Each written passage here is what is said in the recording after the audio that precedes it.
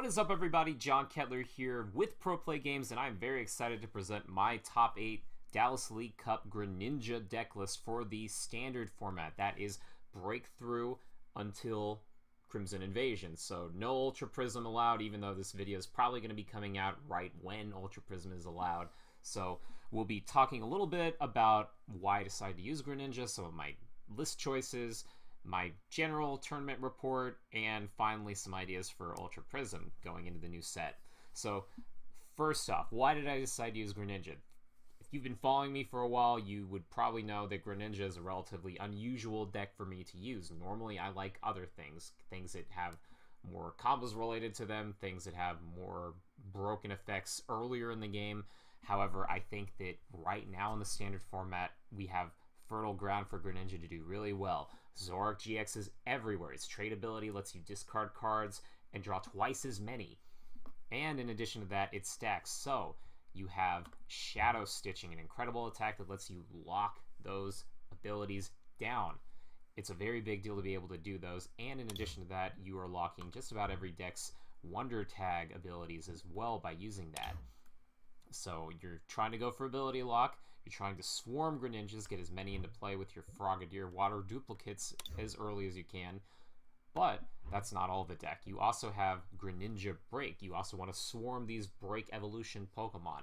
By using Giant Water Shuriken multiple times in a turn maybe, you can get damage counters in places where you need them to. You can strengthen that Shadow Stitching, and you can turn a game around very, very quickly. Greninja is known to go down 2, maybe even 3 prizes, but then sweep the game from there. And Greninja Break is pretty much the reason why that's possible.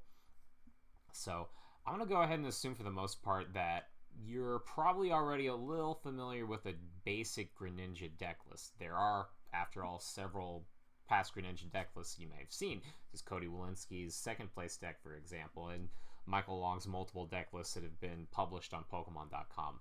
So you're probably already familiar with the Starmie, big deal being able to get basic energy back with Space Beacon.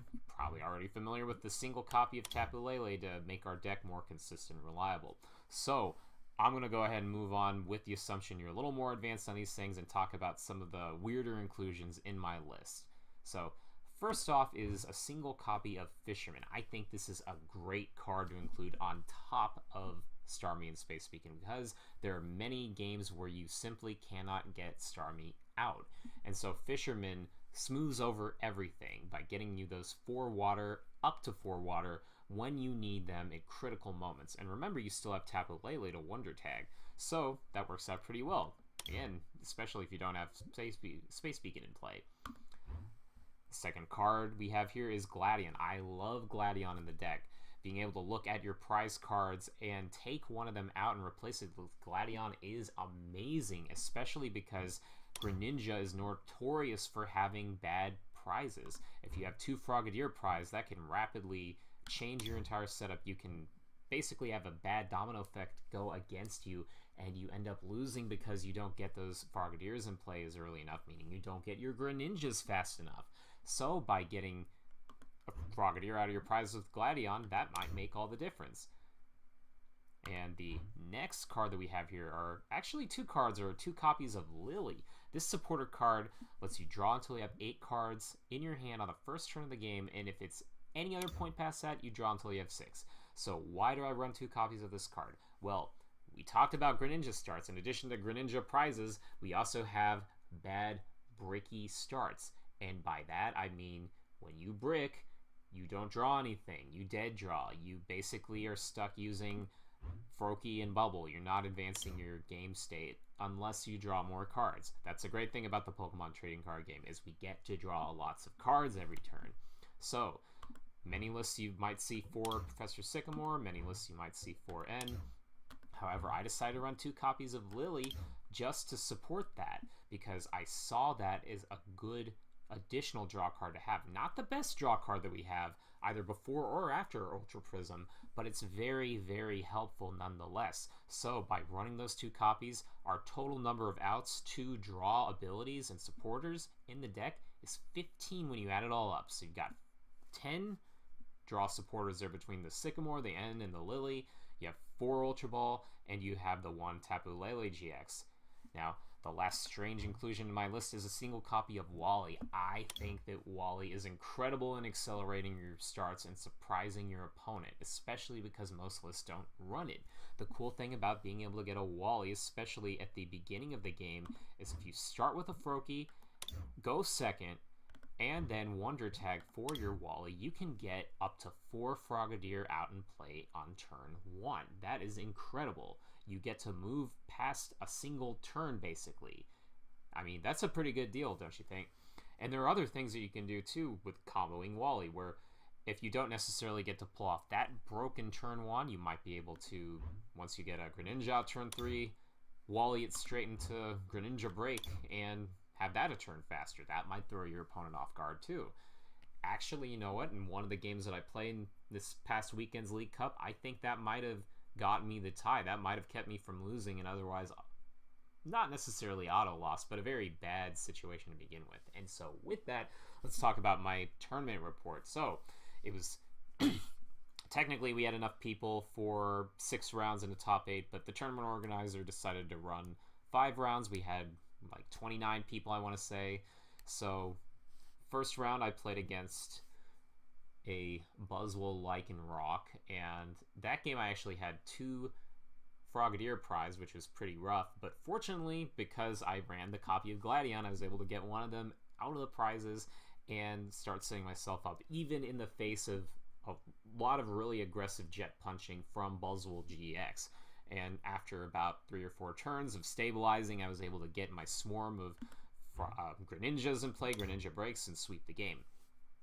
So I also went ahead and played against a Hoopa Mill deck, basically only running a few energy and trying to mill you out. Greninja works against those decks really well. Relatively simple game. A third game I am blanking on right now, and a natural draw against a Gardevoir list with Giratina. Here's where that turn 1 Wally play comes into play. So I go second. I have the Tapu Lele Wonder Tag combo with the Frogadier, get everything into play, and then the Giratina comes up, but I'm so well stabilized I'm able to draw the game out with a lot of shadow stitching, and then eventually time gets called, and I'm able to win the game by Star Freeze, paralyzing him to save myself from being beaten by 6 prizes being drawn in time. So I'm able to draw that game, otherwise very, very difficult. I was incredibly lucky for that to happen. And then at that point, I'm able to get a natural draw into top 8.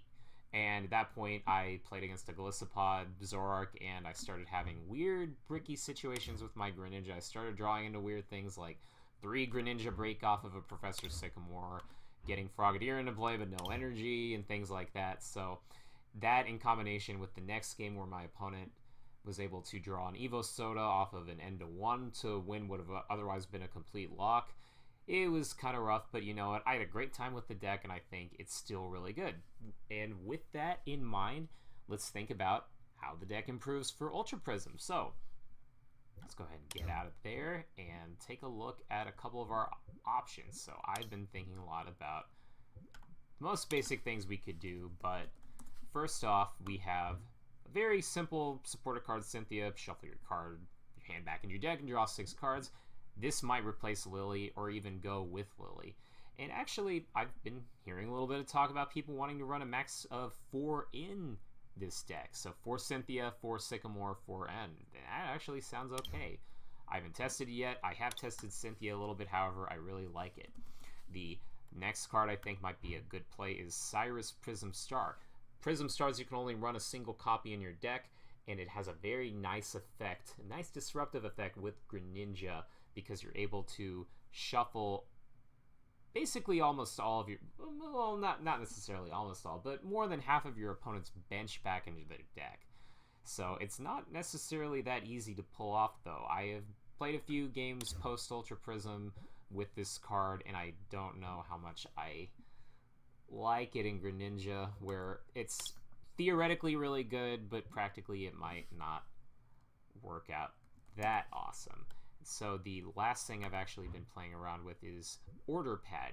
One thing you might notice that has not been seen in my list are Evo Sodas. It is a normal inclusion. I don't really see Evo Soda is too important, especially if I'm running one Wally. I have played around with a single Evo Soda on top of that. But Order Pet is pretty cool because it functions kind of like an Evo Soda if you hit heads. But it also can kind of function like an Out to Tapu Lele if you hit heads. So it's a very situational card. I don't think I would ever want to run maybe more than like 2 or 3 in the deck, but it lets you get all these other neat things that you need. So if you're playing against Garbodor, you need a Field Blower to discard the tool. You can hope to hit heads on that and maybe double your chances of getting this Field Blower. So you could theoretically cut a Field Blower, you could cut a Brooklet Hill, and maybe you could cut one other thing. I probably wouldn't cut the Choice Band to make that work, but I've been messing around with this a little bit and I like it, so I think that it is something you could at least consider. At any rate, best of luck to everybody playing in Australia. Best of luck to everybody playing in St. Louis. I think Greninja is one of the top choices, especially if you see a whole lot of Metal decks and Zoroark GX decks. Not necessarily Golisopod, but things that are overall pretty good matchups, which I would say is a vast majority of the field. I highly doubt you'll see Giratina promo, but at any rate, best of luck and take care.